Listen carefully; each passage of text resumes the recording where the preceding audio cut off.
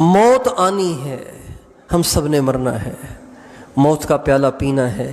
آپ کبھی اس بات کا تصور کیا کریں نا کہ میری روح نکل رہی ہے، میرے کپڑے اتارے جا رہے ہیں اور مجھے غسل دیا جا رہا ہے، مجھے کفن پہنایا جا رہا ہے، مجھے قبر میں اتارا جا رہا ہے، جہنم کی کھڑکی کھل رہی ہے، جنت کی کھڑکی کھل رہی ہے، فرشتے حساب لینے کے لیے آ رہے ہیں۔ مجھے کسی نے کہا کہ جی مجھ سے گناہ بہت ہوتے ہیں،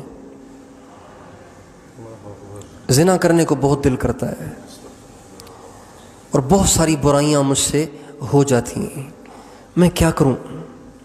جان نہیں چھوٹ رہی اس سے۔ بیان سنتے ہیں، تھوڑی دیر اس کا اثر ہوتا ہے، پھر طبیعت ویسی کی ویسی ہو جاتی ہے، پھر برائی کے بہانے ڈھونڈتا ہوں، تو کیا کروں میں نے ان کو یہ طریقہ بتایا۔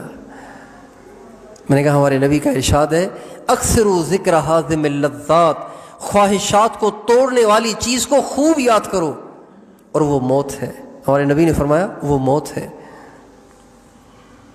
چنانچہ جب ان کو یہ عمل بتایا تو 2 یا 3 دن کے بعد انہوں نے بتایا کہ اللہ کا شکر ہے، وہ ساری کیفیت اللہ نے ختم کر دی۔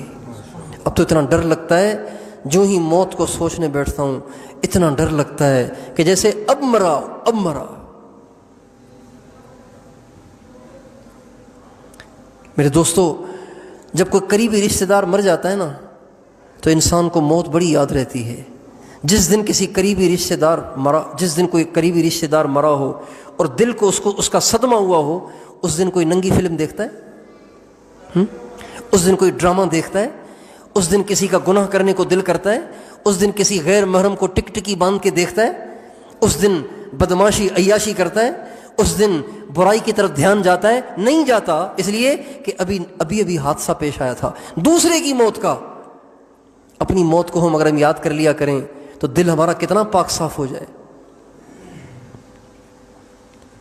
اس لیے موت وہ چیز نہیں ہے کہ جس کو بھلا دیا جائے، موت کو یاد رکھنا چاہیے، کبھی بھی موت کو نہیں بھولنا چاہیے۔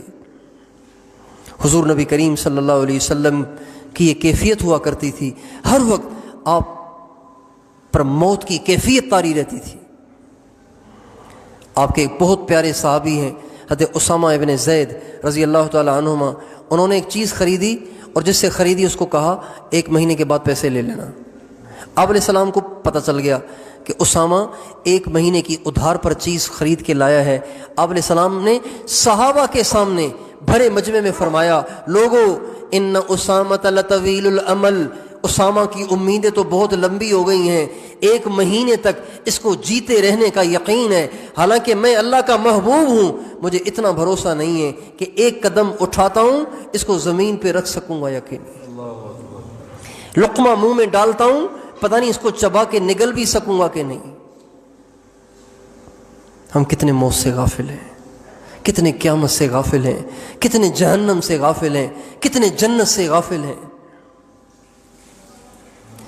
اس کا شوق تو ہے کہ میرا بنگلہ عالی شان ہو، جیسے ڈاکٹر صاحب والوں کو اللہ نے حجرہ دیا ہے نا، میرا بھی حجرہ ہونا چاہیے، 1 ایکڑ میں میرا بھی تو حجرہ ہونا چاہیے۔ بھائی 1 ایکڑ میں نہ صحیح تو آدھے ایکڑ میں تو کم از کم ہو، میرا بھی تو حجرہ ہو۔